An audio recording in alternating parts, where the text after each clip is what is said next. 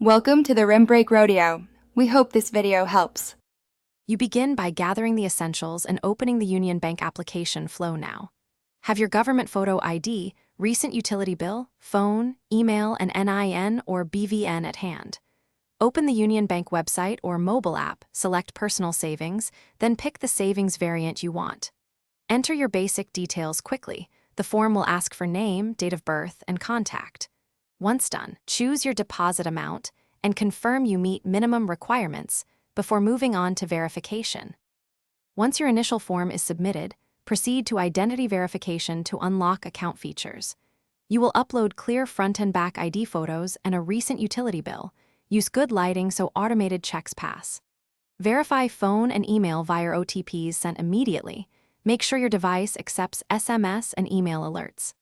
Next, choose account preferences, request a debit card if needed, set standing instructions for transfers or deposits, and enable SMS or push notifications so you always see transactions.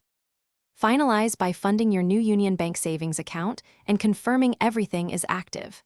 Transfer funds via bank transfer or card, copy the transaction reference, and check the account balance in the app.